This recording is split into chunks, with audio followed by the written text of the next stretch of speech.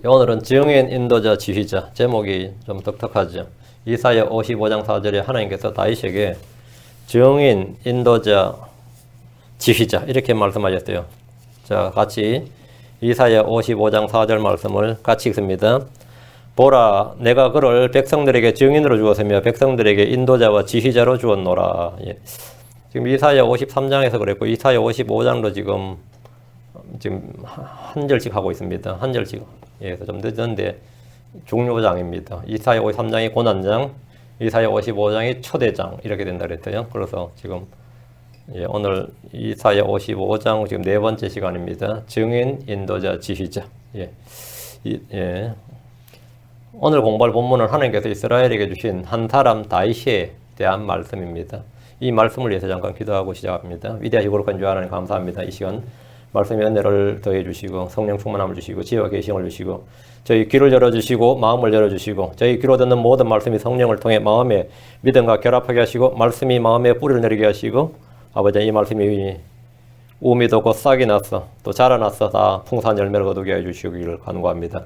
들을 수 있는 귀를 허락하여 주시고 깨닫는 마음을 주시고 또 아버지 하나님 이 말씀을 배우는 기쁨이 있도록 인도하여 주시옵소서. 모든 말씀이 헛되이 돌아오지 않도록 또 마귀에게 빼앗기지 않도록 마음에다 흘러나가지 않도록 주님께서 붙들어 주시고 말씀의 공급과 더불어 성령의 수분이 충만하도록 인도해 주십시오. 감사드리며 주의 성기도 합니다.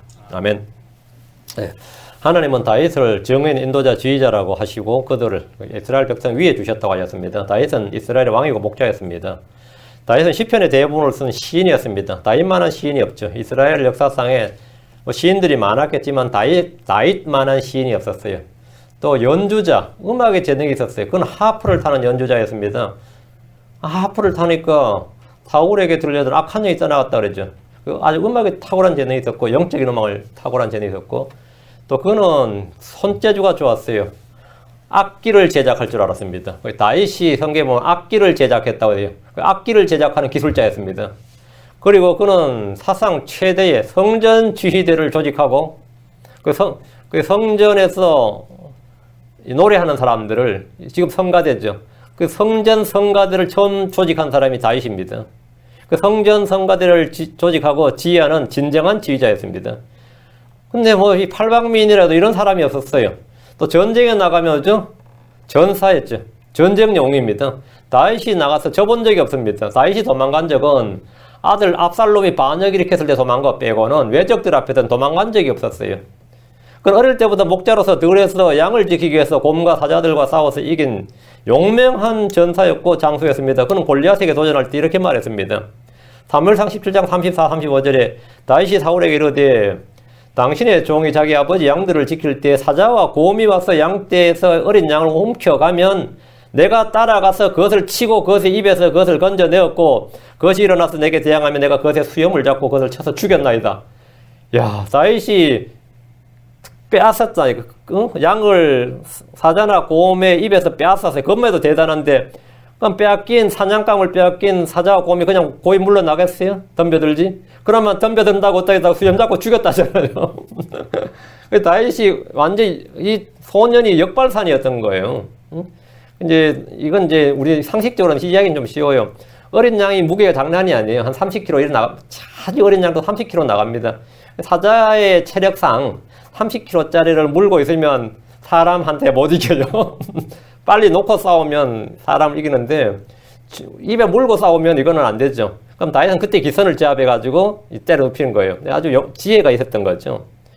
다윗은 자신이 얼마나 잘 싸웠는지 얼마나 두려움이 없는지를 자랑하거나 과시한 것이 아니라 다윗이 양떼를 지키기 위해서 맹수들과 싸우는 것을 자기는 두려워하지 않았다 이거. 우리가 본능적으로 두렵죠. 급이 다른데 사자와 곰이라는 거 사람하고 몸무게나 급이 다르고 스피드가 다르단 말이에요. 그런데 이걸 일단 제일 중요한 게 겁이 없었다. 두려움이 없었다는 거.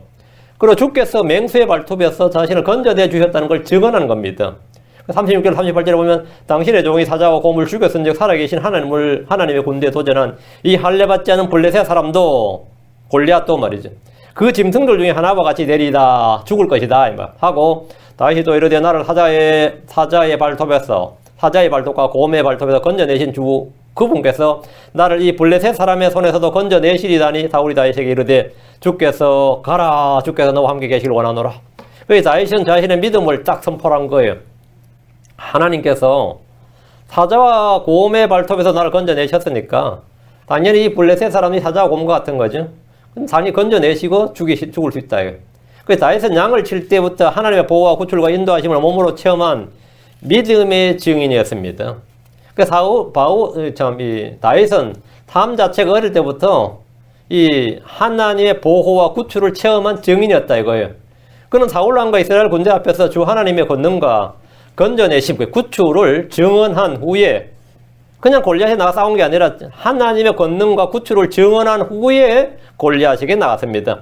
우리 일상생활에서 주님의 선하심과 인도하심과 긍휼을 맛보아 알아야 됩니다. 평소 삶에서 주님의 함께하는 주님의 함께하심을 체험하는 신앙 간증이 되어야 됩니다. 다윗이 만약 이런 체험이 없이 이런 믿음이 없이 골리앗 앞에서 객기를 부렸다면 어땠을 것 같아요? 죽은 거죠. 그럼 수치를 당하면 죽은 거죠. 만약 사람이 자기 객기를 이 군중들 앞에서 이스라엘 군대 앞에서 그냥 객기를 부렸다면 그걸 믿음으로 치장했다면 말이죠. 골리앗 앞에다 죽었거나 도망치는 신세가 되었을 겁니다. 다윗은 주 하나님께서 사자의 발톱에서 곰의 발톱에서 자신을 구출하신 것을 체험했고 주님의 선한 손길을 너무나 잘 알았기 때문에 그 하나님을 자신을 구출하신 하나님 나를 사자와 곰의 발톱에서 구출하신 하나님을 증언을 할 수 있는 그렇게 다윗이 증인이 된 거예요.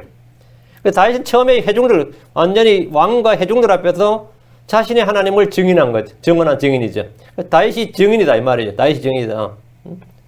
그러다 보니까 주님의 선한 손길을 너무나 잘 알았기 때문에 블레셋의 챔피언, 이거 킹제임성의 챔피언으로 나와요. 블레셋의 챔피언 골리앗에 대해서 전혀 두려움이 없었습니다. 주께서 이스라엘에게 다윗의 다윗을 믿음의 증인으로 주셨습니다. 다윗은 구약의 어떤 대언자보다 주의 선하심과 인도하심과 권능을 많이 증언한 증인이었습니다. 다윗은 삶 전체가 주님과 동행한 간증이었습니다. 그는 이스라엘에서 하나님 높이는 참된 증인이었습니다. 하나님 이스라엘에게 대언자와 제사장들을 주신 것과 마찬가지로 증인과 인도자와 지휘자를 주셨습니다. 구원자들을 주셨습니다. 주님은 지역교회에 대언자와 사도와 복음전도자, 목자와 교사를 주십니다. 주께서 주시는 가장 큰 선물이 뭐냐? 주께서 주시는 가장 큰 선물이 물론 우리는 뭐 눈에 보이는 건 성경, 눈에 보이지 않는 건 성령 이렇게 말하죠. 주께서 지역교회에 주신 선물은 뭐냐면 사람이 대언자, 사도, 복음전도자, 목사, 교사가 하나님이 교회에 주신 선물이란 말이에요. 근데 이게 선물인 줄 모르는 사람들이 많아요. 선물하면 그냥 병 고치는 선물, 뭐 예언하는 은사, 방언 은사, 통역 은사, 기적을 행하는 은사 이런 게 선물인 줄 알지. 하나님께서 교회에 주는 은사는 사람입니다. 하나님이 이 세상에 주신 한 사람, 하나님이 이 세상에 주신 가장 큰 선물은 한 사람이에요. 그게 누구죠? 주 예수 그리스도, the man입니다. 예수님은 the man. 하나님이 이 세상에 주신 단 한 사람, 예수님입니다. 하나님께서 일하시는 방법은 사람을 찾으시고 사람을 보시고 사람을 택하시고 사람을 보내시고 사람을 세우시는 겁니다. 전능하신 하나님께서 이 땅에서 사람들을 위해 일하실 때는 언제나 사람을 부르셨어, 택하셨어, 기름 부으시고 사용하십니다. 이것은 우리가 반드시 기억해야 될 위대한 진리입니다. 주님은 하늘에 수많은 천사들이 있지만 사람을 구원하는 일에 천사를 사용하신 것이 아니라 사람을 사용하십니다. 주께서 직접 주의 천사로 현현해서 친히 몸소 일을 처리한 예도 있어요. 히스기야 때 아시리아 군대 뭐 한 18만 5천 명 합밤에 처리해보는 거 그런 거. 그러나 일반적인 원칙은 그건 완전히 예외적인 계시고 일반적인 원칙은 사람을 세우시는 겁니다. 하나님께서 이스라엘을 구원하기 위해서 처음 세우신 구원자가 요셉이었습니다. 요셉은 이스라엘의 구원자, 구출자였습니다. 당시 이집트는 물론이고 가나안 전 지역이 7년 기근으로 식량이 완전히 바닥이 났습니다. 야곱과 그의 가족은 양식을 구하기 위해서 이집트로 가야 했습니다. 요셉은 자기를 죽이려 했고 이집트로 팔아버렸던 형제들이 양식을 구하러 온 것을 보고 그들의 죄를 일깨워주고 형제의 우애와 사랑을 회복했습니다. 형제들은 요셉을 배척했지만 요셉은 형제들을 받아주었습니다. 형제들은 요셉을 은 20개에 팔아버렸기 때문에 요셉이 언제라도 자기들을 복수할 수 있다 이래 두려움에 떨었습니다. 그때 요셉은 지난 일들에 의해서 조금의 감정도 없으며 형제들을 완전히 용서하고 받아주었음을 이렇게 말했습니다. 창세기 45장 7절 8절에 하나님께서 큰 구출로 당신들의 생명을 구원하시고 당신들을 위해 후손을 땅에 보존하시려고 나를 당신들보다 앞서 보내셨나니 그런즉 이제 나를 여기로 보낸 자는 당신들이 아니요 하나님이시니이다. 그분께서 나를 파라오에게 아버지가 되게 하시고 그의 온 집의 주가 되게 하셨으며 또 이집트 온 땅의 치자가 되게 하셨나이다. 누가요? 그분께서 나를 파라오에게 아버지가 되게 하시고 그의 온 집의 주가 되게 하시고 롤드. 이집트 온 땅의 치리자가 되게 하셨나이다. 룰러가 되게 하였다. 그러니까 당신들이 나를 팔아버렸다 그러는데 그게 아니라 하나님께서 큰 구출로 당신들의 생명을 구원하시려고 당신들을 위해 후손을 땅에 보존하시려고 나를 당신들보다 앞서 보내셨나이다. 하나님께서 나를 보냈다. 하나님께서 나를 보냈다. 그래서 나와 너와의 관계가 아니라 나와 하나님의 관계로 바뀌어버린 거죠. 그러니까 요셉은 지난 일들을 자기와 형제들의 관계로 between you and me, 너와 나 사이, 이게 아니라 나와 하나님 사이가 된 거예요. 나와 하나님 사이. 그러니까 나와 너와의 문제가 아니고 너와 우리 둘의 문제가 아니라 나와 하나님과의 문제, 너희들과 하나님과의 문제. 그 하나님을 두고 하나님과의 문제로 본 거죠. 이것은 크리스천의 인간관계를 규정하는 매우 중요한 관점입니다. 이건 크리스천의 그 사회관, 인간관, 크리스천의 이 교제관, 이것을 규정하는 가치관이에요. 우리는 이웃과 형제들의 관계를 정립하면 좋은 관계, 나쁜 관계, 원수 관계, 뭐 서로 대적하는 관계, 아니면 뭐 화목한 관계, 뭐 별의별 관계, 사정과 형편에 따라 달라지죠. 전에는 좋은 관계였는데 지금은 서먹한 관계, 전에는 아주 친한 관계였는데 지금은 좀 멀찍한, 아니면 전에는 아주 나빴는데 지금 좀 회복하는 관계. 이게 다 이렇게 달라지. 사정과 형편에 따라. 사람이 다 자기 사정이 있는데 그때야 좋았죠. 지금은 아닐 수 있죠. 근데 이게 우리는 다 이렇게 원투원이에요. 그럼 하나님 편에서 관계를 정립하면, 하나님 편에서 내가 인간관계를 정립하면 원수 관계도 화목하고 화해할 수 있습니다. 요셉은 성격이 좋아서 자기 죽이려고 했다가 팔아버린 형제들을 받아주고 용서하고 그들에게 은혜를 베푼 것이 아니고, 그 성격이 좋아서 그런 게 아니에요. 아니면 바보라서 그런 것도 아니고, 하나님께서 자기를 통해 하신 일, 하나님께서 자기 형제들을 통해 자신에게 베푼 은혜와 손길을 알았기 때문에 짐승보다 못한 형제들, 참 원수보다 악하고 비열했던 형제들을 용서하고 받아주며 그들을 구원할 수 있었습니다. 어떻게 진짜 형제라는 사람들이 말이야. 그 인간, 보통 남도 그렇게 못하죠. 근데 형제라는 인간, 하나아버지를 형제라는 인간들이 그럴 수가 있는가? 뭐 소위 말하면 진짜 한국 사람식으로 배우면 뭐라 그래요? 패 죽인다, 뭐 뼈를 갈아 마신다, 뭐 그런 말 하잖아요. 그래도 속이 안 찬다고 할 만큼 그런 관계예요. 요셉 입장에서는. 근데 그런 관계가 아니라 지금 하나님과의 문제로 딱 보니까 그들을 뭐한 거예요? 용서하고 받아주고 구원할 수 있었던 거예요. 요셉은 형제들을 구원했고 세상, 이집트가 세상의 모양입니다. 이집트를 구원했습니다. 이집트 사람들은 요셉을 구원자로 인정했습니다. 창세기 47장 25절에 그들이 이르되 주께서 우리의 생명을 구원하셨사오니, 그들이 이르되 주께서 우리 생명을 내 주께 살려서 롤드는 요셉이에요. 요셉을 주라고 부른 겁니다. 요셉 네가 뭐 주께서 우리의 생명을 구원하셨사오니 우리가 내 주의 눈앞에서 은혜를 입게 하소서. 얘도 주가 하나님 더 롤드가 아니고 다 요셉이에요. 내 주의 눈앞에서 은혜를 입게 하소서. 우리가 파라오의 종이 되겠나이다 아니라. 하나님께서 요셉을 이집트를 구원하신, 요셉을 통해 이집트를 구원하신 것은 우리 주 예수 그리스도의 모형입니다. 주 예수님은 자기 형제들, 자기 백성을 구원하러 오셨습니다. 예수님은 온 세상을 구원하시는 구원자입니다. 요셉이 자기 형제들만 구원한 게 아니라 소수의 자기 형제들이죠. 75명이잖아요. 그리고 온 이집트를 구원했단 말이죠. 그와 같이 예수님은 유대인들만 구원한 게 아니라 온 세상을 구원하시는 구원자다요. 다음으로 이스라엘의 구원자로 세움받은 사람이 모세입니다. 모세는 80세에 형 아론은 그때 83살 터울이었어요. 형 아론과 더불어 하나님의 일을 시작했습니다. 그는 이집트에서 이스라엘 인도인의 목자였고 인도자였습니다. 그는 백성들을 위한 중보자였고 첫 언약인 율법의 중재자였습니다. 모세를 통해 이스라엘은 이집트에서 나왔습니다. 6월절 어린 양의 피를 뿌렸고 그게 구원이죠. 홍해를 건널 때 구름과 물속에서 침례를 받았습니다. 그날부터 이스라엘은 이집트로부터 완전히 단절되었습니다. 파라오의 권능과 권세로부터는 완전히 단절이 되었어요. 자, 이집트는 세상을 나타내고 파라오는 사탄, 마귀나 적그리스도를 예표하는 인물이고, 홍해를 건넌 후부터 이스라엘은 원수의 압제나 핍박으로부터 완전히 해방되었습니다. 그럼 그날부터 광야교회는 완전히 해방이고 자유고 아무런 문제가 없습니까? 이집트로부터는 아무런 문제가 없죠. 파라오로부터는 이제 아무런 문제가 없었어요. 홍해를 건넌 순간부터 파라오로부터, 최소한 이집트로부터는 완전한 자유를 얻었어요. 완전한 해방이 된 겁니다.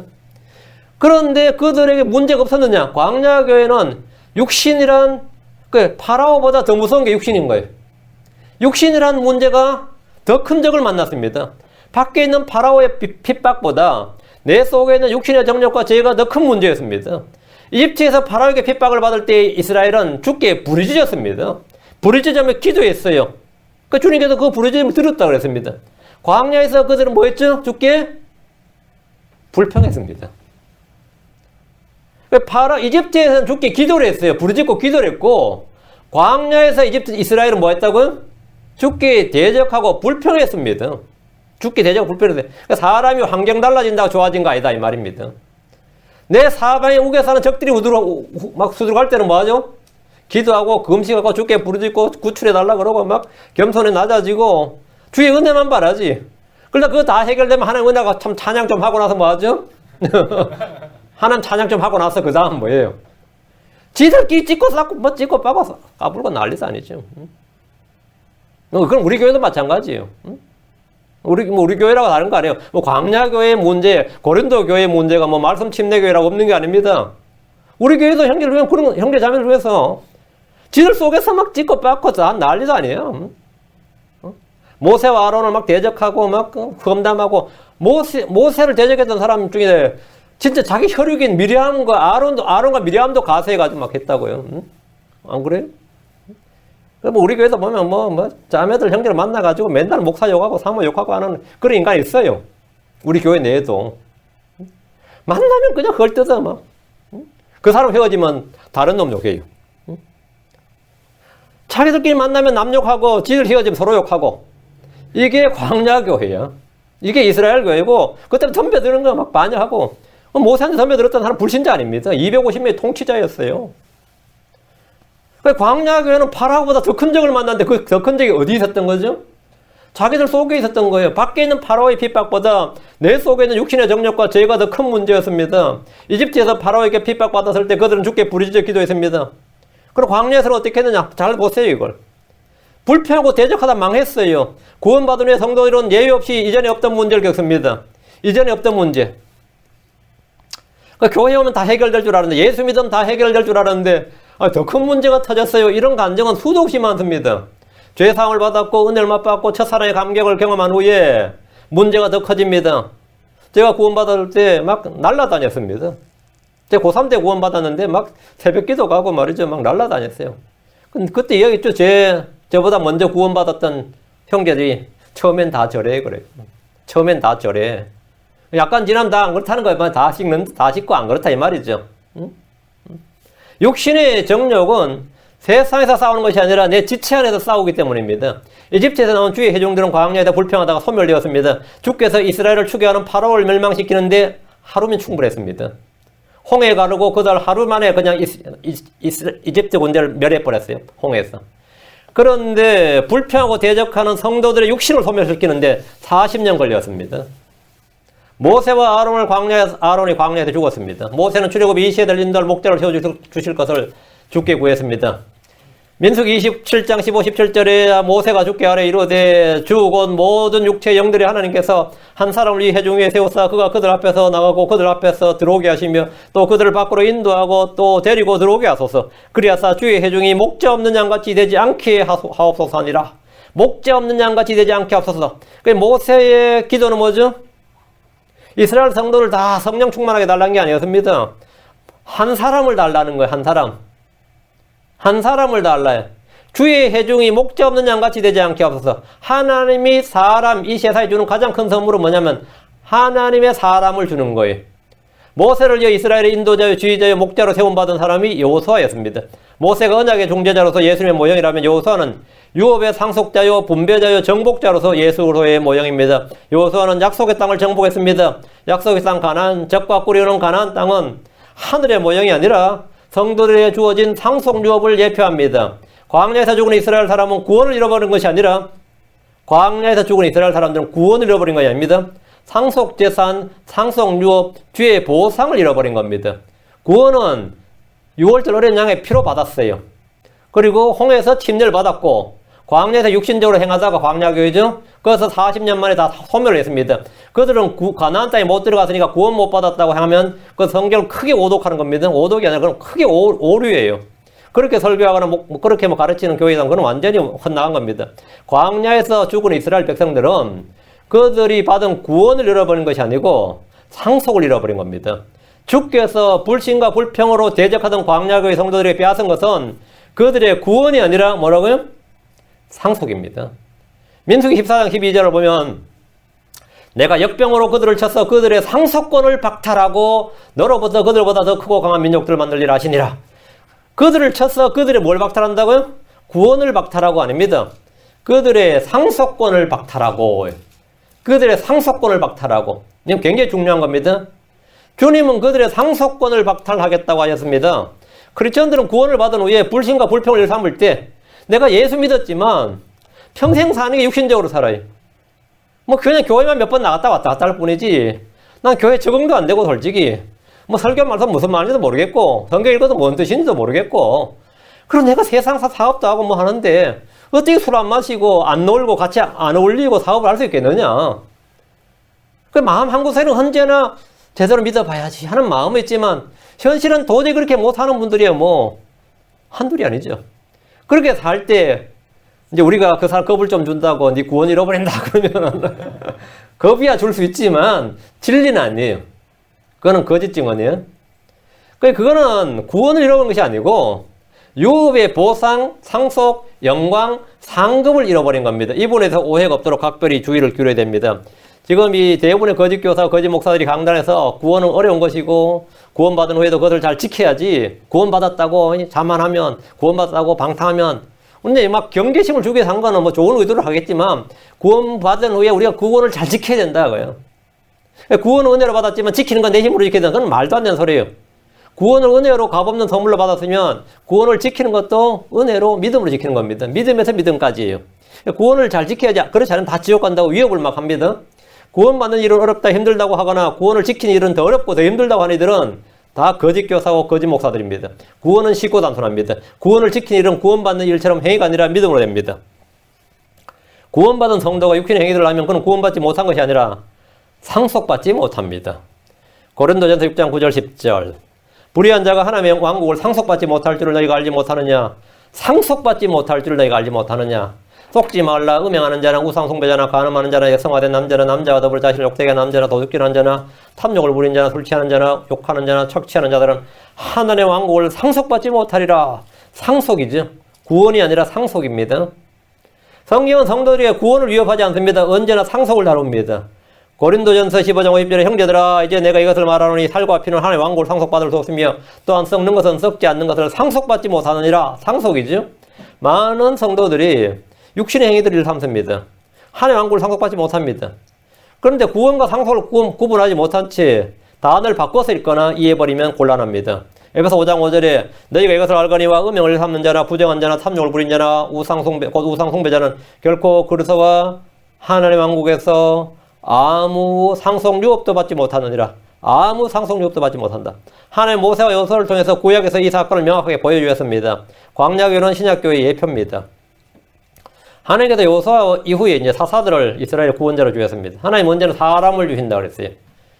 하나님께서 주신 사람이 온니엘, 에훗, 삼갈, 드보라, 기드온, 돌라, 야엘, 입다, 입산, 엘론, 압돈, 삼손, 마지막 사사 사무엘. 그리고 사무엘 이후는 이제 왕정이 되죠. 사사 시대를 장식하는 이스라엘 구원자들입니다. 어떤 이는 주님 한 분의 구원자가 없는데 왜 요셉이나 모세나 여호수아나 사사들을 구원자로 부르는가 이렇게 생각할 수 있습니다. 이들은 구원자들이 맞습니다. 이는 성경이 증언하는 겁니다. 느헤미야 9장 27절에 그러므로 주께서 그들의 원수들의 손에 넘겨주사 그들을 괴롭게 하며 그들의 고난을 당하며 주께 부르짖을 때 주께서 하늘에서부터 그들의 말을 들으시고 주의 많은 긍휼에 따라 구원자들을 그들에게 주사 구원자들을 그들에게 주셨다. 구원자들을 줬다요. 모세를 주시고 여호수아를 주시고 사사들을 주셨다 이 말이에요. 구원자들을 그들에게 주사 그들의 원수들의 손에서 그들을 구원하게 하였으나 사사들을 주어서 원수들의 손에서 구원했다요. 그러니까 다윗도 구원자였던 거죠. 성경은 사사들을 구원자들이라고 분명하게 말하고 있습니다.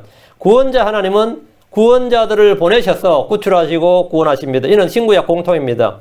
목자신 하나님은 목자들을 세우시고 양떼들을 먹이고 감독하십니다.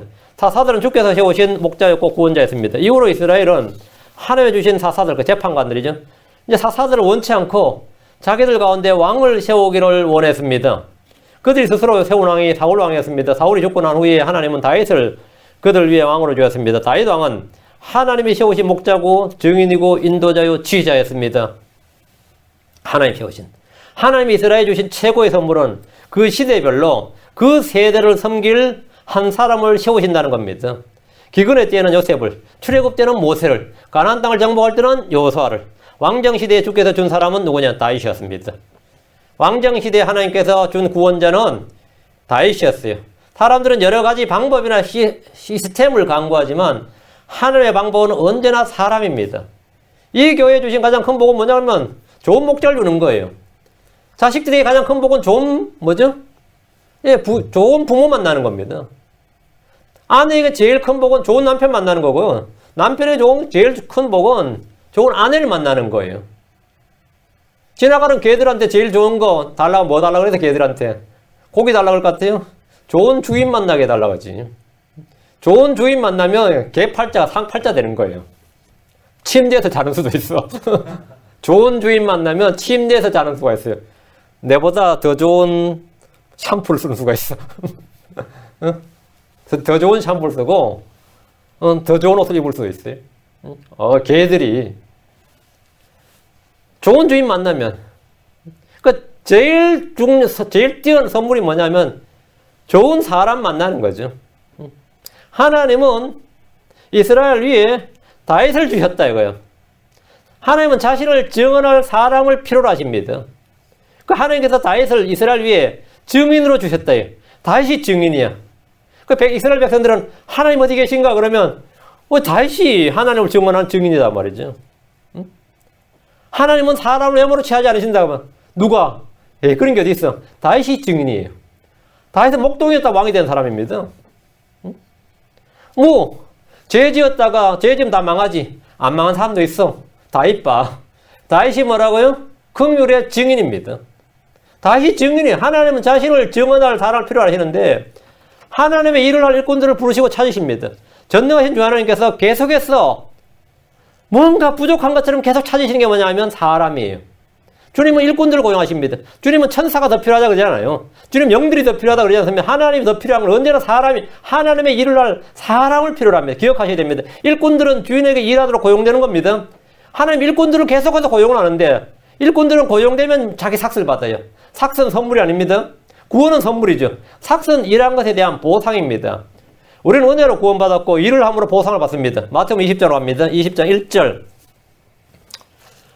하늘의 왕국 마치 품꾼들을 고용하여 자기 포도원에 들여보내려고 아침 일찍 나간 사람 곧 집주인과 같으니라. 자, 이 세상 모든 것에 이 만물의 집주인은 누구죠? 주님이죠. 주 예수님이죠. 그 집주인과 같다 이거예요. 근데 뭘 구한다고요? 품꾼들을 고용하려고 인력시장으로 주님이 나가시는 거예요. 주님이 다른 거는 그냥 다 만들어 버리면 돼요. 그냥 간단하게. 근데 직접 일해야 되는 건 뭐냐면 직접 나가야 되는 거는 잃어버린 양을 찾을 때, 잃어버린 사람을 찾을 때, 잃어버린 뭘 찾을 때는 직접 나가시는 거예요. 자, 주목하셔야 됩니다. 하나님 아침 일찍부터 하는 일이 뭐냐? 하나님의 일이 뭐냐면 사람 구하는 겁니다. 하도 일할 일꾼이 없으면 못 사는 거죠? 이민자 받아요. 요즘 한국의 중소기업에서 일꾼을 못 구해가지고 계속 정부 요구하는 게 뭐냐면 처음에 15만 명만 요구했습니다. 15만 명 정도야 뭐. 그 15만 명을 산업 해가 이런 이상하게 붙여가지고 불렀어요. 근데 나중에 100만 명, 150만 명, 200만 명 이렇게 요구를 하게 된 거예요. 근데 지금 청년 실업자가 300만 명입니다. 그 300만 명 그 일 안 해요. 그러니까 그럼 기업하는 사람들 입장에서 어때죠? 시골에서 농사를 해도요. 고추를 지어도 고추를 딸 사람이 없어요. 그럼 이민자 받자 이거예요. 하나님께서 하나님 이 세상이란 밭에 일을 해야 되는데 소화할 일꾼이 없는 거예요.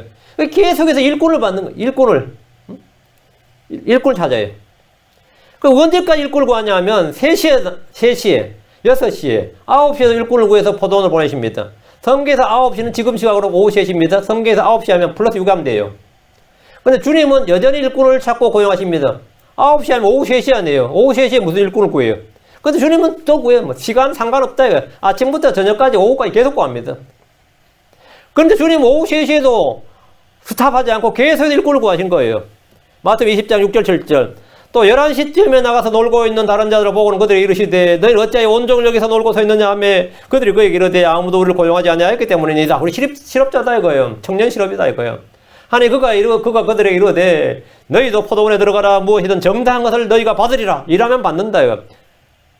이건 지금 오후 5시에 지금 현재 시각으로 하면 오후 5시면 6시에 일이 끝납니다. 이스라엘은 12시간 체제예요. 낮이 12시간이 아니냐 그랬단 말이죠. 그 6시 지나면 그 다음날로 바뀌어요. 밤낮이고 우리는 낮밤이지만 그전 밤낮이란 말이죠. 성경 시간이. 그리고 오후 5시인데 지금 1시간이면 일이 끝나는데 들어가라고요. 계속 고용하는 거예요. 하여한단 말이죠. 주님 하루 일과가 거의 끝나가는 11시, 오후 5시에도 일꾼을 고용하시고 그가 일한 정당한 것을 받을 것이라고 하셨습니다. 우리는 아무리 늦어도 주의 일을 할 수 있습니다. 60이 되고 70이 되고 80이 되어서 인생의 황혼기에도 주의 부르심을 받아서 일터로 갈 수 있습니다. 몇 년을 일하지 못한 채 병원에 눕거나 죽어도 주님은 그가 일한 것에 대해서는 정당한 삭스를 지불하십니다. 전도여행 한번 전도하러 한번 갔다 그 다음날 쓰러져가지고 누워도 하루 일당은 받습니다. 보상은 일한 것에 대한 삭스로 주어지는 겁니다. 주님께서 계시록 22장 12절에 보라 내가 속히 오리니 내가 줄 보상이 내게 있어 각 사람에게 그의 행위에 따라 주리라. 주님은 언제나 일꾼들을 필요로 하십니다. 사람들은 지금 교회가 너무 많다고 불평합니다. 교회 많죠 정말로. LA는 한지 건너 하나가 교회란 말도 있더라고요. 전도사 목사가 너무 많다고 불평합니다. 정말 많죠. 실제로 신학교들에서 쏟아나오는 신학교 졸업생들이 1년에 수만 명입니다. 자, 그럼 하나님 일꾼이 너무 많습니까? 한번 생각해 보세요. 세상에 하나님 일꾼이 너무 많아 그래요? 목사들도 많고 집사들도 많고 장로들도 많고 권사들도 많은 것은 맞지만 세상이란 밭에서 주의 일을 하는 하나님 일꾼은 많지 않습니다. 마태복음 9장 37절 38절에 그분께서 자기 제자들이 이르시되 진실로 소학할 것은 많되 일꾼들이 적으니 그러므로 너희는 소학하시는 주께 기도하여 그분께서 그분의 소학밭에 일꾼들을 보내실 것을 청하라 하시니라. 일꾼들이 적다잖아요. 주님께서 일꾼들이 적대. 대부분의 일꾼들은 수확물이든 일터에서 일하려 하지 않고 대부분 집에서 일하고 싶어 합니다. 교회에서 일하려. 성도들이 일터에 가서 일 안 하고 집에 계속 머물고 집에서 놀려고 그래요. 교회 안에서 자기들끼리 사역한다 그래. 교회 안에서 사역할 일이 뭐가 있어요? 응? 이 성도들이 교회 안에서 사역할 일이 뭐 예배드리고 기도하고 그치지. 그 교회 안에서 사역을 하려고 그랬어요. 교회 안에서. 교회 안에서. 성도들을 뭐 잘 조직해가지고 이것도 하고 저것도 하고. 그거는 지들이 할 일이 아니지. 주님이 지금 사람을 고용하고 일꾼들을 뽑는 건 뭐 하는 거죠? 일터에 나가서 일하라고 그러는데 일터로 안 나가고 뭐 하겠다는 거예요? 요 건물 안에 있겠다는 거예요. 난 밖에 나가기 싫다 이거예요. 오늘 성도들 대부분 다 교회 안에서 일하려고 그래요. 그나마 교회 안에서 일하려는 사람도 그나마 열심히 있는 사람이 그나마 교회 안에서만. 지금 집에서 일할 사람이 필요한 게 아니고 집에서 일할 사람은 목사하고 집사하면 충분해요. 성도가 수만 명일 때도 초대교회 수만 명일 때 집사 7명으로 충분했습니다. 초대교회 집사 7명 뽑았어요. 아마 요즘 교회 같았으면 집사 200명, 300명 뽑아도 모자랄 겁니다. 목사만 아마 행정목사, 무슨 신방목사, 무슨 목사 해가지고 목사만 200명 뽑을지 몰라요. 근데 밖에 나가서 일하라고, 밖에 나가서. 교회 안에서는 7명이 충분해요. 이 교회는 성도 100명이 돼도 집사 1명이 안 필요합니다. 교회 이 성도 100명이 돼도 집사 1명이 다 필요치 않아요. 목사 1명으로 충분합니다. 한 120명 되면 1명 뽑을까, 뭐, 잘하면 2명 뽑을까. 그것도 왜 그러냐면, 집사감이 없어요. 현재 우리 교회 집사감 1명도 없습니다. 우리 교회 성도가 몇 명 안 되면 집사감이 1명도 없어요. 스스로 집사감이 되는지 디모전서 3장을 펴보라고. 아니면 사도행전을 펴보든지 디도서를 펴보라고요. 그래서 딱 자기가 집사감이 맞는지 1명이 없습니다. 은근히 속으로 내가 이 교회 집사감이 아닐까 싶은 사람은 아유 깨몽하시라고 꿈 깨라고. 전혀 아닙니다. 이 교회는 집사감 없어요. 행여나 마음속에 그래서 나 정도면 싶은 사람은 이 시간에 점을 벌떡 깨라고. 집사감 아닙니다. 단 1명도 이 교회는 집사감이 없습니다. 어느 큰 교회에서 집사를 하든 장로를 하다 왔다 해도 여기는 소용없어요. 여기 다 도시는 새로 시작하는 겁니다. 어느 교회에서 목사를 하다 여기 와도 소용없어요. 그거는 전직은 아무런 의미가 없습니다. 전직은 지금 현직도 아무 의미가 없어요. 그냥 다 형제야.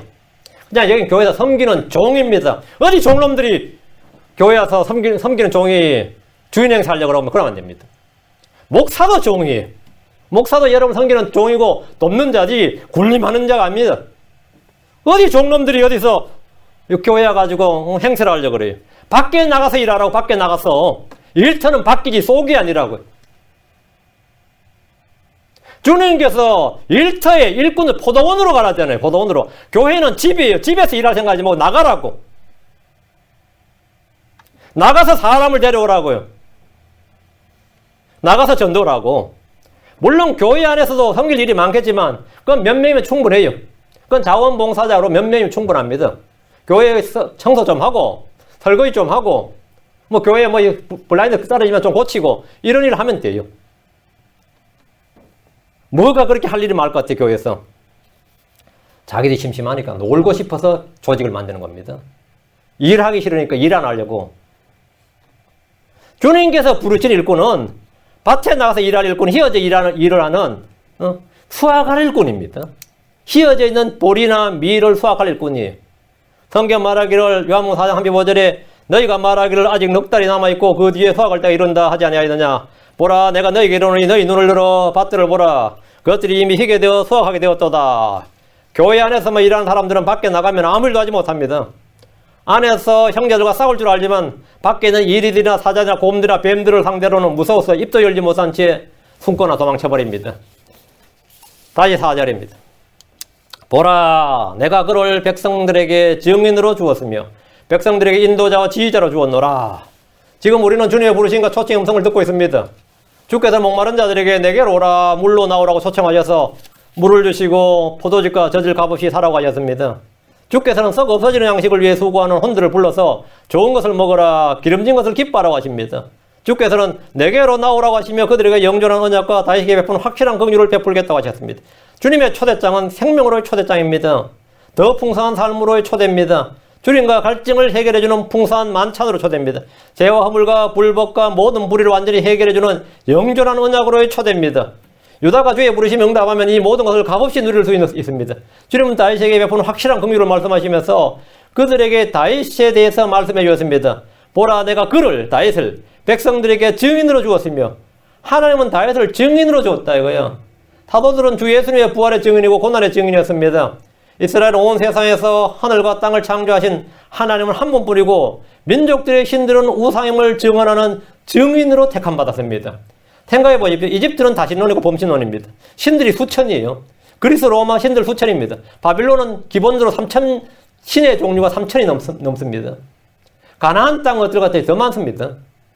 수천 수만의 신들을 싸그리 다 없애버리고 하나님은 한 분이시다. 한 분 하나님만이 살아계신 참 하나님의 힘을 증언할 증인으로 한 민족이 택함받았습니다. 이 세상에 드디어 유일신관을 가진 민족이 최초로 딱 지구상 수만 민족 중에 딱 한 민족만이 유일신관을 가진 민족이 된 거예요. 그게 유대민족입니다. 이스라엘이에요. 이건 그 당시로는 혁명이죠. 세상 모든 민족들이 봐도 이건 기가 찰 노릇이지. 신들이 수천 수만인데 뭔 하나밖에 없다 그러냐. 나머지 모든 신은 다 우상이라 그러냐 이거야. 그건 그들에 대한 모두 반역이지. 그런데 이스라엘은 수천 수만의 신들은 다 소용없고 한 신, 한 하나님, 그 한 하나님만이 참 하나님이다. 이거를 증언하도록 증인으로 택함받은 민족이에요.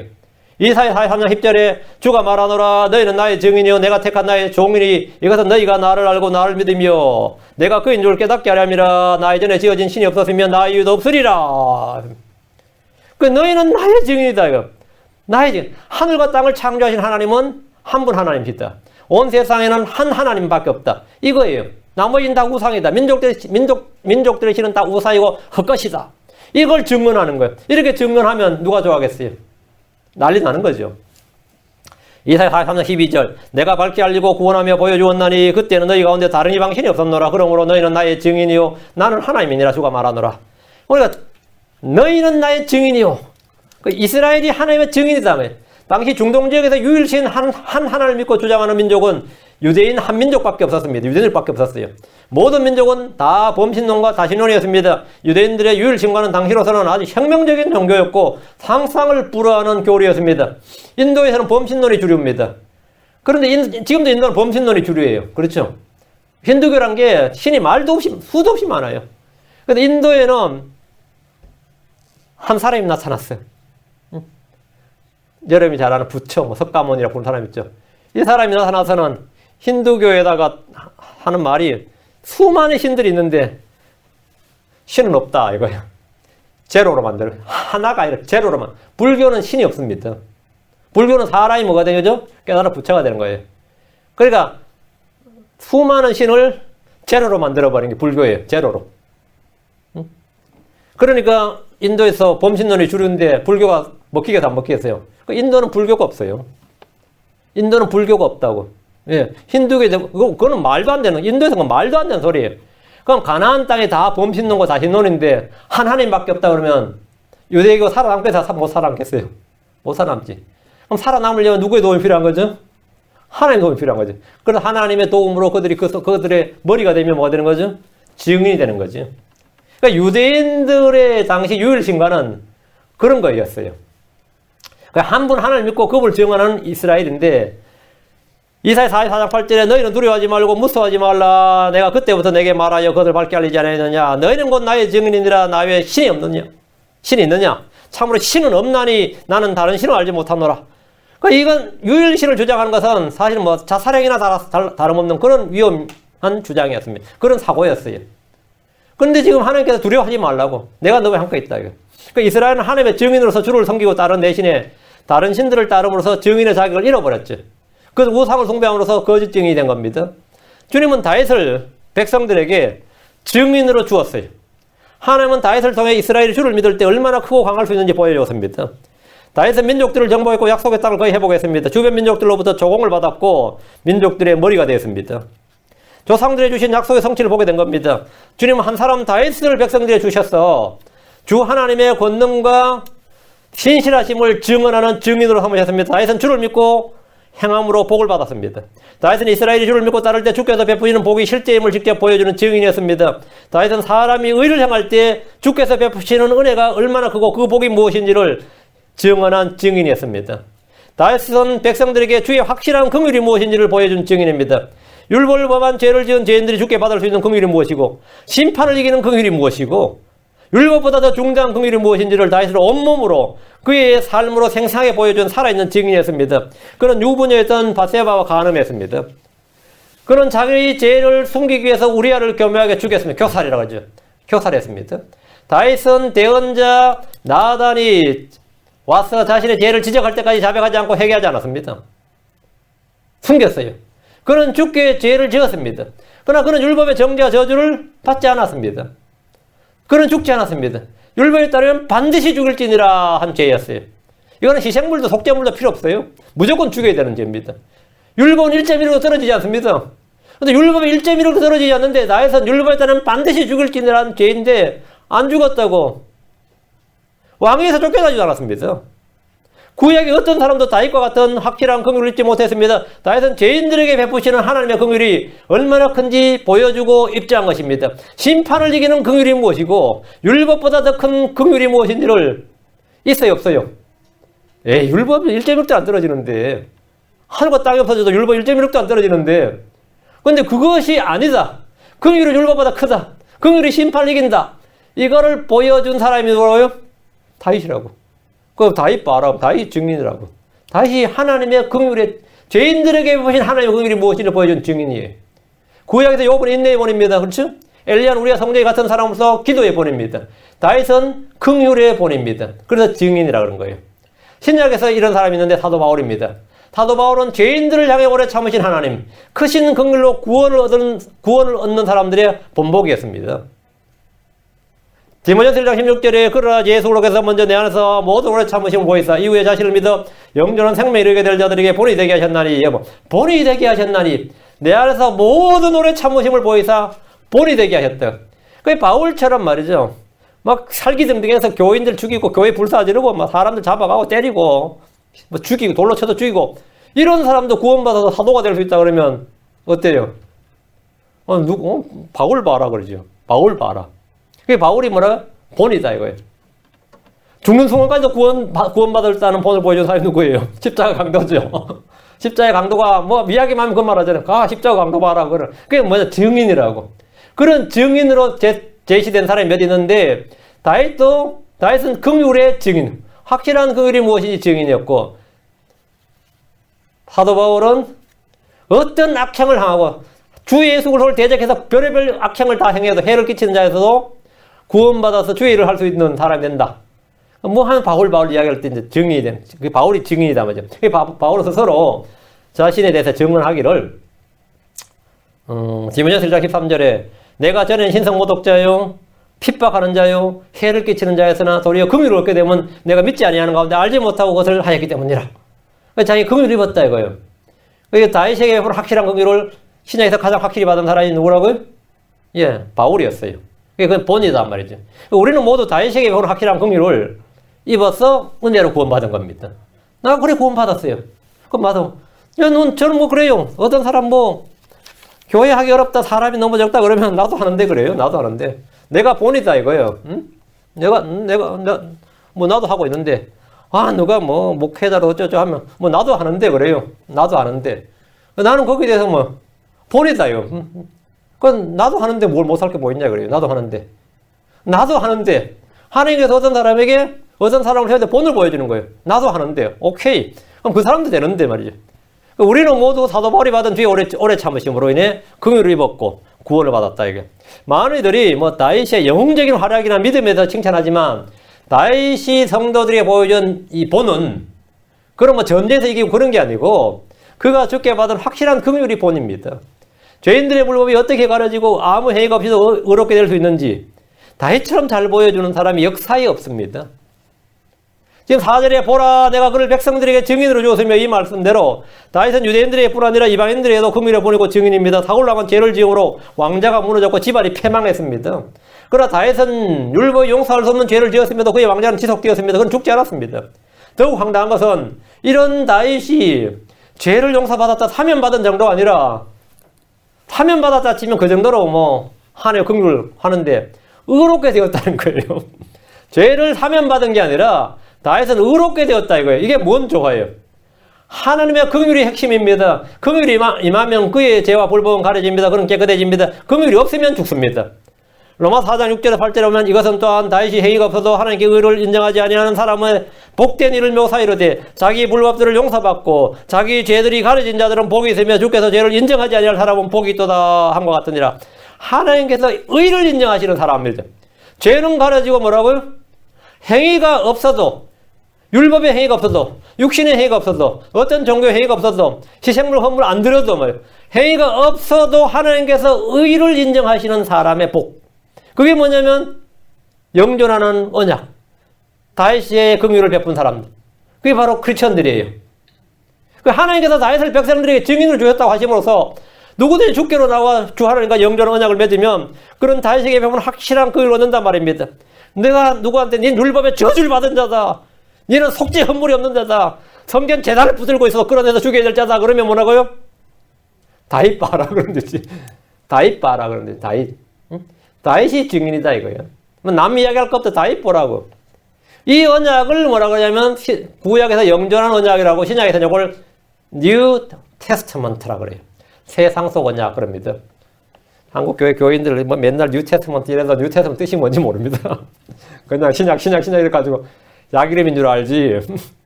그게 이게 뭐냐면 다윗에게 베푼 확실한 긍휼을 예수 믿는 자에게 내가 다 베푼다고 주님께서 언약을 세운 게 이게 그걸 한국말로 새 상속 언약, 영어로 뉴 테스트먼트 이렇게 말합니다.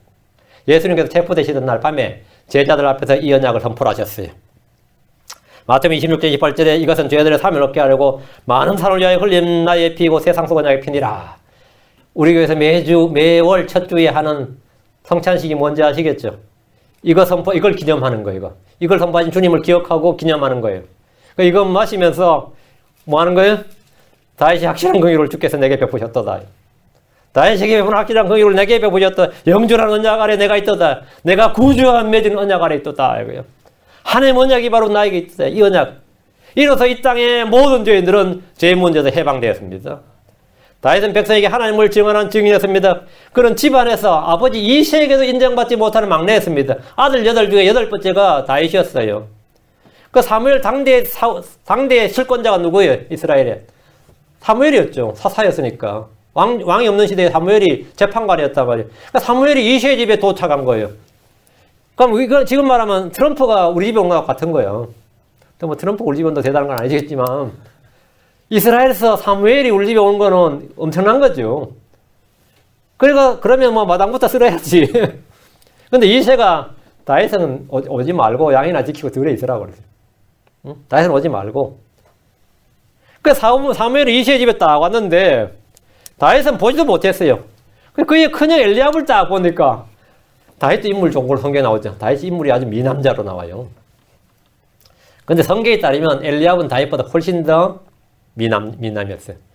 사무엘이 한눈에 반해버렸어요. 그래서 엘리압 보고 주의 기름 부음 받을 자가 여기 또 하니까 주님께서 그의 큰 키와 외모를 보지 말라. 그 인물 하나는 밑에 이스라엘이었던 거예요. 그의 사울 왕도 인물이 좋았고 키가 컸고요. 엘리압도 인물이 엄청 좋았고 다윗도 인물이 좋았고 그때는 뭐 미남자이면 뭐 얼굴 못 내민 시대였는지 인물들이 그렇게 탁월했는데 하여튼 사무엘 눈은 그냥 엘리압이 그냥 이런 인물이 없는 거야. 아, 이 사람이 왕이다 이거. 이 사람한테 내가 기름 붓겠다고. 주님께서 거기서 스탑 시킨 거예요. 사무엘한테 너는 사람의 외모를 취하지 말라 이거예요. 내가 그걸 버렸노라. 다윗이 왕이 된 것은 말이죠. 인물이나 능력이 출중해서가 아니라 그 마음이 하나님과 맞는 사람이었어요. 주님은 사람의 외모를 취하지 않으시고 독 중심을 보시고 취하십니다. 하나님께서 사람 보실 때 가장 중요하게 여긴 것은 항상 외모가 아니라 마음임을 입증한 사람이 누구냐? 그게 다윗입니다. 그게 다윗이에요. 사도행 13장 22절을 봅니다. 사도행 13장 22절. 그를 폐하시고 그들을 위해 다윗을 일으키사 그들의 왕이 되게 하시며 또 그에 대해 증언하여 이르시되 내가 이새의 아들 다윗을 찾아내었는데 그는 내 마음에 맞는 사람이라 그가 내 모든 뜻을 성취하리라 하시고 이번 중요한 말씀입니다. 또 그에 대해 증언하기를 다윗에 대하여서 하나님 증언하여 이르시기를 말입니다. 내가 이새의 아들 다윗을 찾아내었는데 하나님께서 찾아내었대요. 하나님 이 땅에 사람들 다 보십니다. 그리고 하나님께서 자신의 마음에 맞는 사람을 찾아내시는 거예요. 그래서 그 사람을 부르시고 택하시고 기름 부으시고 세우시는 겁니다. 하나님은 사람을 찾으신다 이거예요. 여기를 보면 하나님이 다윗이 하나님을 찾아낸 게 아니라 하나님이 다윗을 찾아냈다 그랬어요. 주님은 잃어버린 양을 찾듯이 이 땅에서 두루 사람을 살피시고 마음에 맞는 사람을 찾으십니다.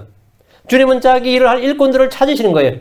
마귀도 찾아요. 마귀는 울부짖는 사자같이 두루다니며 삼킬차를 찾습니다. 하나님은 마음에 맞는 한 사람을 찾으십니다. 주님은 주의 일을 할 일꾼을 찾으십니다. 주께서 이사 6장 8절에 또한 내가 주의 음성을 들었는데 이러시기를 내가 누구를 보내면 누가 우리를 위하여 갈까? 내가 주의 음성을 들었는데 내가 누구를 보내면 누가 우리를 위하여 갈까? 주님은 사람을 찾으신다 이거예요. 사람을 찾으신 거예요. 다윗은 주의 말씀을 증언한 증인이었습니다. 다윗은 시편을 지었습니다. 시편은 모두 노래예요. 시편은 노래입니다. 사람이 가장 쉽게 오랫동안 암송할 수 있는 게 뭐죠? 노래입니다. 그리고 사람의 사고방식을 가장 빨리 확실하게 바꿔놓는 것도 노래입니다. 그래서 저희가 군대를 가면 말이죠. 저희 때는 신병교육 때가 8주였나? 2달. 요즘 6주, 요즘 뭐 4주로 점점 줄어들어 요즘 4주라고 들었어요. 근데 이 8주 동안 하면 뭐 하는지 아세요? 하루 종일 군가입니다. 하루 종일 군가를 불려요. 계속 군가를 가지고 군가를 부르는데 군가를 근데 군인들 입에서 배어서 그냥 흥얼흥얼 나올 정도 되면 생각이 바뀐 거예요. 민간에서 군인으로 신부 있잖아 됐다 그래요. 처음에야 머리 깎이고 옷 입히고 군화 신기죠. 그래서 그거는 그냥 그 모양만 바꿔놨는데 그 마음을 군인으로 바꾸기 위해서 계속 시키는 일이 행진 중에는 군가라 그래요. 무조건 군가를 시키는 거예요. 무조건 군가를 부른 게. 가장 자주 반복할 수 있는 것이 뭐죠? 노래예요. 좋은 노래는 몇십 년 지나도 사람들 입에서 계속 반복적으로 불립니다. 몇십 년 안 지겨워요? 그럼 지겹다 그래요? 다른 사람 버전을 또 들어보고 이 노래 이 사람이 부르기 제일 잘 어울린다. 뭐 그 노래 다 아는 노래인데 그러면서 안 들어요? 다 아는 노래 그런 게 없어요. 돈 주고 가서 뭐 나오나 콘서트 하면요 하루 만에 다 매진됩니다. 하루가 몇 시간 만에 매진돼요. 근데 윤목사 콘서트 하면 몰릴 것 같아요.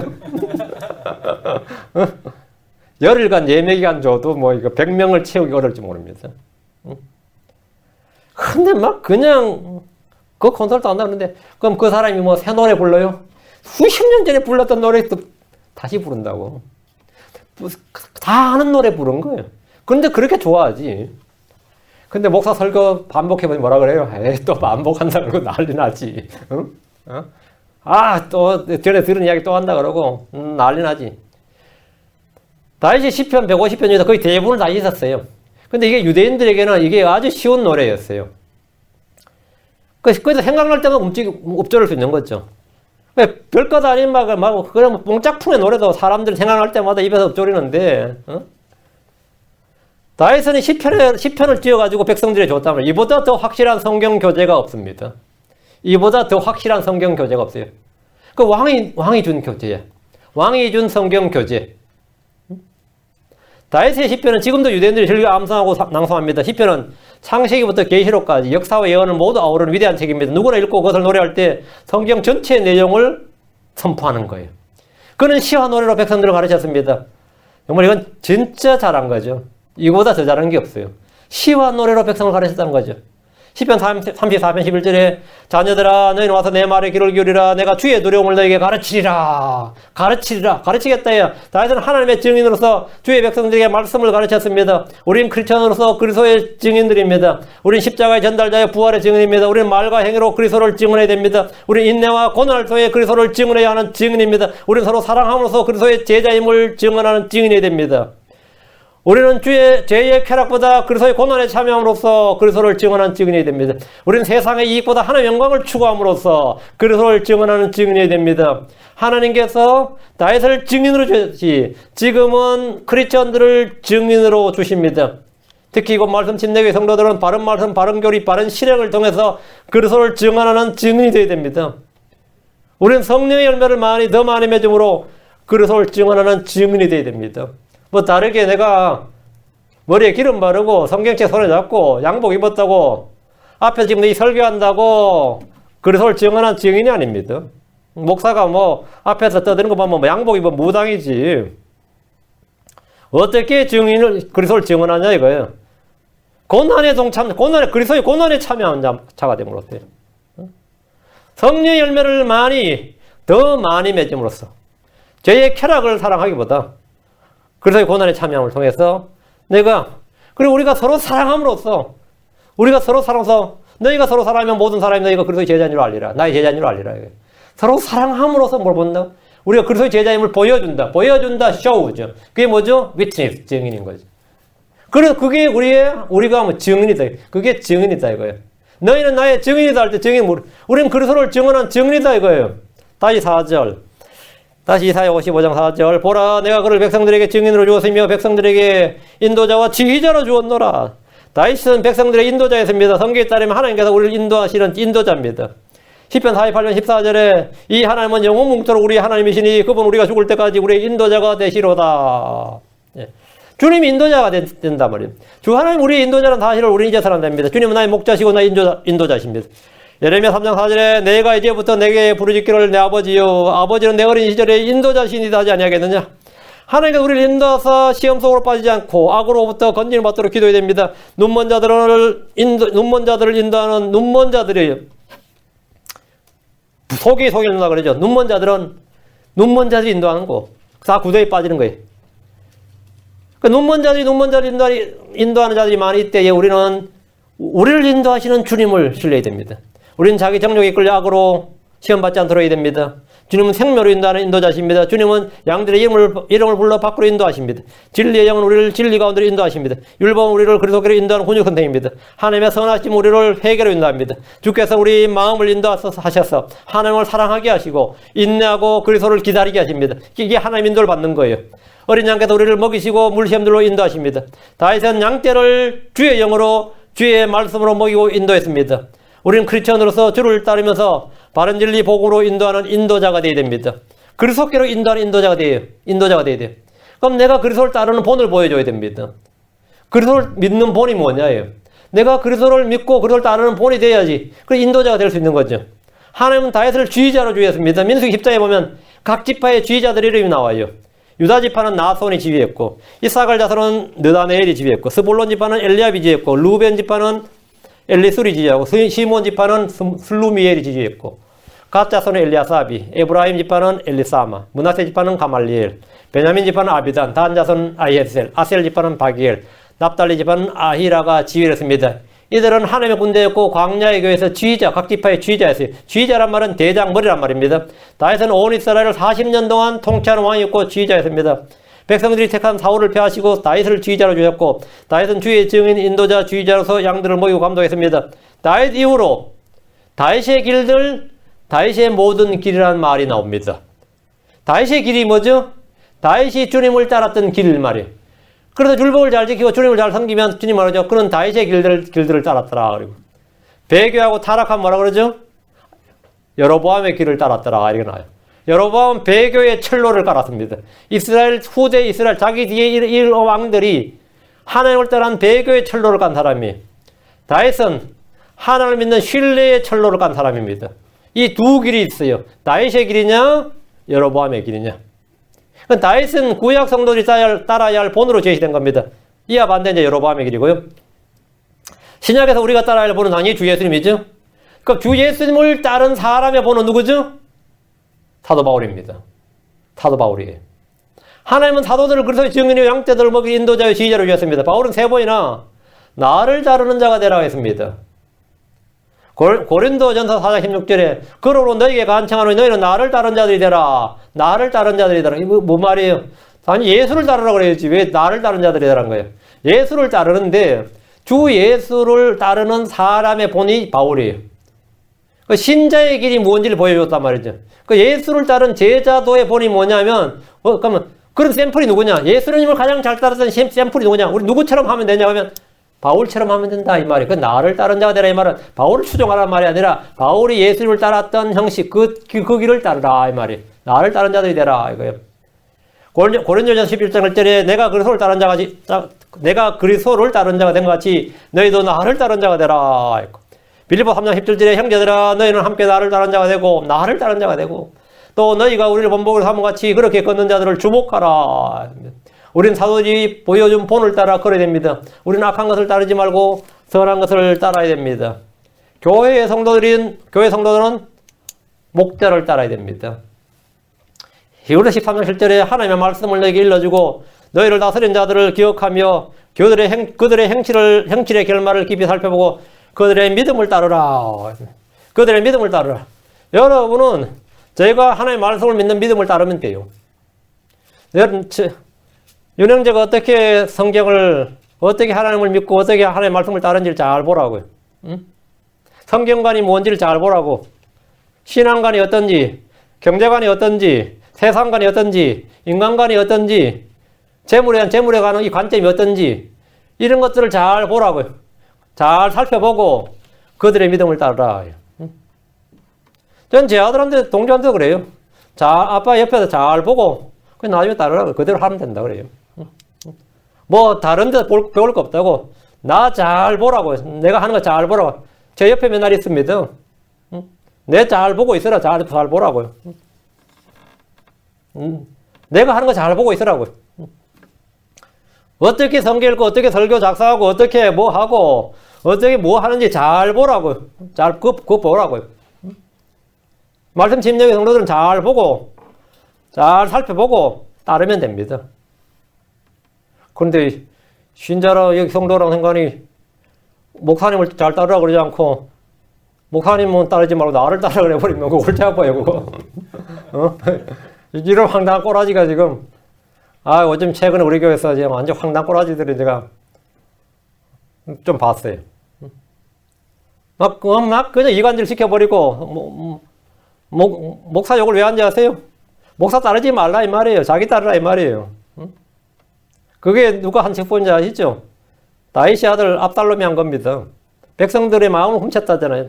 아버지 다윗을 따르지 말고 자기 따르라고. 이 교회의 목자고 다스린 자, 감독은 여긴 저 한 명밖에 없어요.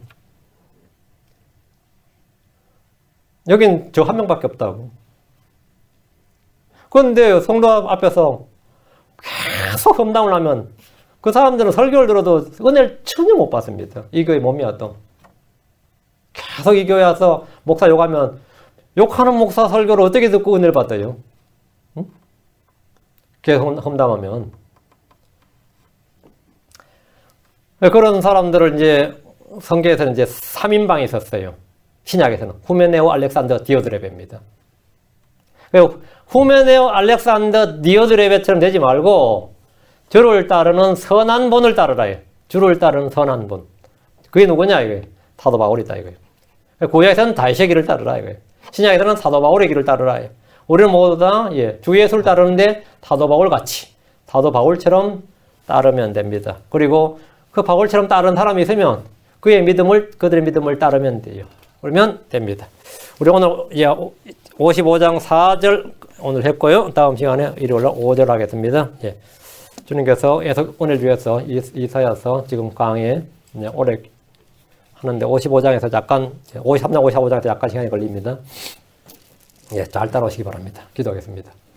위대하시고 거룩하신 주 하나님 감사합니다. 하나님께서 은혜 주셔서 이 시간 말씀이 헛되이 흘러넘치지 않게 하시옵시고 아버지 하나님 성도이 깨닫지 못한 채 또 마귀에게 빼앗기지 않도록 도와주시고 즉시 나고는 사탄에게 빼앗기지 않도록 하시고 마음의 말씀이 뿌려지면 수분이 없어서 자라지 않는 그런 일이 없도록 또 세상의 정욕과 쾌락과 또 이런 것들 염려로 인해서 말씀이 숨이 막혀서 열매 맺지 못한 일이 없도록 하나님 크신 긍휼로 은혜를 베풀어 주시길 간구합니다. 선포된 말씀들이 성도들 마음 가운데 기름 부어지고 또 믿음과 결합해서 이 말씀 정말 풍성한 열매를 맺도록 인도해 주시옵소서. 주께서 저에게 베푸신 긍휼이 크십니다. 그러나 저희가 그리스도의 증인으로 살길 원합니다. 예수를 증언할 수 있는 증인이 되도록 해주시옵소서. 그리스도를 따르는 본으로 저희가 세상 사람들에게 또 인도자가 되도록 저희가 눈먼 인도자가 아니라 정말 진리의 말씀으로 인도할 수 있는 그런 성도를 되도록 복을 주시고 지혜와 계시형을 쏟아부어 주십시오. 감사드리며 주의 성기도합니다. 아멘.